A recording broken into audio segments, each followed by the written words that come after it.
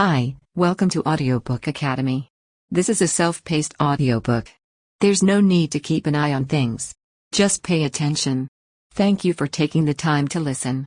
This is a book summary of Silent Spring by Rachel Carson. What would spring be like if there were no birdsong? In reaction to this very real fact, Silent Spring was written. With its central question of whether humans should control nature, Rachel Carson's Silent Spring is a book that has changed the world. It's often regarded as the most important book in the history of science, following Charles Darwin's On the Origin of Species, according to renowned naturalist David Attenborough. A stoic, fearless, and private woman, Rachel Carson was intensely concerned about the environment and the impact that humans have on it. She was a pioneer in environmental activism. She devoted the rest of her life to spreading awareness about pesticides and the harm they can do. Carson never intended for her book to serve as a manifesto for the environmental movement. Despite this, many activists loved Silent Spring and it influenced a wide range of policies and viewpoints. Briefly, it was the beginning of the end. Carson was a graduate student at Johns Hopkins University who came from modest means. Even though she worked while she studied and worked part-time while she studied, she was forced to leave her doctoral program early. For financial reasons, she worked as a writer for the U.S. Bureau of Fisheries. A natural storyteller, she used her skills to produce 3 books about the ocean, each of which incorporated scientific research with personal reflection. Sometimes a single letter has the power to alter the course of human history. One such letter was sent to Rachel Carson in 1958, describing the death of birds in the United States. Over increasingly large areas of the United States, spring now comes unheralded by the return of the birds, and the early mornings are strangely silent where once they were filled with the beauty of birdsong. The letter read. DDT, or chlorodiphenyl-trichloroethane, was blamed for the deaths of the birds. Carson opted to look into the effects of DDT on her own, despite rising public awareness of the dangers of pesticides like DDT. Researchers and government contacts led her to the question, what has already silenced the springtime sounds? It's in this book that you'll find the answer to this difficult question. Rather than simply being a product of scientific method, we'll look at Silent Spring as a text that can be used to any discussion of our connection with nature. Misuse of chemicals can have serious consequences for the environment and human health. That is the underlying message of this campaign. As a result, this book has been called one of the most influential on society, environmental policy, and the natural world. Ultimately, it inspired a revolution. Humans are part of the natural world, therefore any conflict with nature is always a conflict with themselves. Pesticide and insecticide DDT became widely marketed in the United States in 1945. Carson was particularly concerned about DDT, notwithstanding his criticism of other chemicals. Mosquitoes and fire ants were the primary targets of DDT, and it was sprayed across large swaths of the United States. The use of DDT had a financial component as well. As a result of the use of DDT in World War II, there was a surplus supply of the chemical. Therefore it was intensively marketed to consumers by the business in search of new methods of spreading its use. Despite the concerns voiced regarding its use, it has grown in popularity nonetheless. DDT was predicted to upset the natural balances and produce a snowball impact by Dr. Bradbury Robinson in 1947. Though as with anything, the general public's opinion was divided. In the 1950s, as research into DDT's effects grew, the federal government attempted to restrict its usage, but some states refused. The use of pesticides, insecticides, and DDT, in particular, was viewed as a sign of progress and pro-science and industrialization. People who objected to its use were typically confronted with narratives about limiting development and the necessity of moving with the times. Nothing exists alone in nature. When it came to pesticides and insecticides, Carson determined that DDT was the most hazardous of them. But her findings on environmental systems interconnection and the number of chain reactions at risk were the most significant. There is no such thing as a vacuum in nature. DDT's narrative doesn't finish when it reaches the biosphere and begins killing mosquitoes and fire ants. This food chain is threatened by bugs, which in turn pose a hazard to birds and fish. Because we are a part of the food chain, it is only a matter of time before it turns its attention to us. In many cases, the original pests survived, but the landscape in which they thrived was irreparably harmed by the pesticides. Due to its long-lasting effects, DDT is an extremely effective pesticide. As long as it's in the water, it accumulates in the bodies of those who come into contact with it. DDT is toxic to the human body, thus it's best to avoid drinking water tainted with the chemical. The genetic structure of our DNA may be altered by DDT, increasing our risk of cancer and other unknown repercussions, according to Carson's research.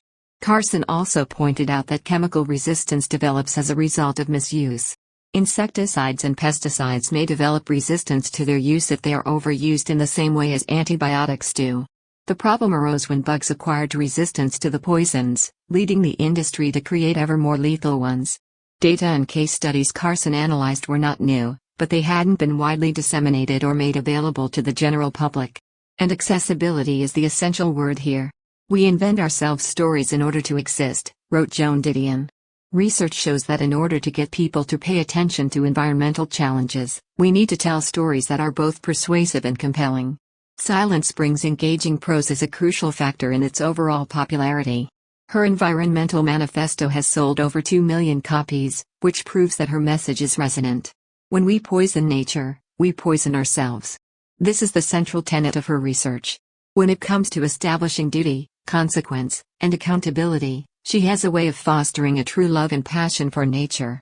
As a result of her capacity to instill a deep feeling of awe in the audience about nature, she was able to combine romanticism with meticulous investigation. The book's first chapter is titled A Fable for Tomorrow, in which author Rachel Carson imagines an ecological utopia in the United States. Against that, she depicts the pain and death of animals in real life. Her intended audience, the housewives, responded well to the video's emotional and effective tone. Because so many people were finding dead animals and birds in their backyards, she wanted to raise attention to the issue. Carson tapped into the public's fear of radiation in addition to her narrative skills. While society is appalled by radiation's genetic impacts, it is entirely naive and indifferent to chemicals, she said in her speech. Although this connection was deemed contentious, the author realized she had to launch a metaphorical bomb in order for people to take notice. Faced with some obvious evidence of the damaging effects of pesticide applications, protesters are fed little tranquilizing pills of half-truths. Many people in the 1950s viewed Carson's results as anti-progress since they were considered as indictment of the late 1950s. That we need to manage nature is unproductive and damaging the natural order of things, she claimed. The delicate balance of millions of ecosystems would be shattered if we imposed too much science and technology on nature by dominating it. To that end, she accused the sector of spreading misinformation and of encouraging public officials to accept advertisements without doing any investigation or exercising any skepticism on their own. In contrast to the widespread belief that industrialization and modernity were good things, Carson gave an alternative perspective and advocated a shift away from technological advances made solely for the sake of technological advances. When it came to gaining public support, she had to scare the public into taking DDT more seriously. As a response, the industry proclaimed the virtues of DDT and its widespread use. They promoted it vigorously and threatened to sue Silent Spring publisher Houghton Mifflin if they didn't get their way. They also attacked Carson personally, calling her a crazy cat lady, a communist sympathizer, and a Soviet propagandist. It is impossible to feel alone or disappointed when spending time among the Earth's wonders. Silent Spring is a metaphor for what happens when we interfere with nature too much. As a result of their long-lasting and far-reaching impacts, pesticides and insecticides, according to Carson, should be termed biocides. Even while Carson is critical of chemical use and the harm it causes to natural ecosystems and the health of animals and humans, she doesn't think it's a good idea to completely stop using them. Rather than spraying pesticides without the public's understanding, she argues for informed use.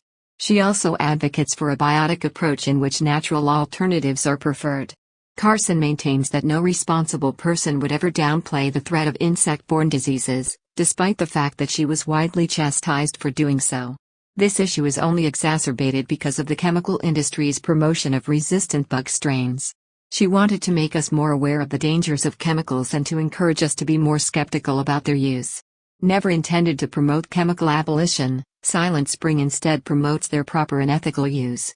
President John F. Kennedy, on the other hand, supported Carson's assertions and ordered an investigation into them.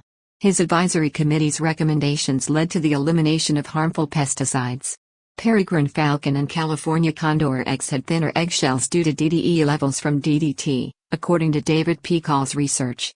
Most importantly, Silent Spring inspired and mobilized a nation, and subsequent generations, into being more aware of the world around them. Moreover, it continues to inspire revolutions and movements around the world today. To sum it up, one of the best non-fiction books of the 20th century is Silent Spring. As a result, it has had a long-lasting effect on the environmental movement and continues to serve as an inspiration and advocate for change. According to H. Patricia Hines, Silent Spring shifted the global power balance. Since then, no one has been able to so easily or blindly sell pollution as the necessary underside of progress.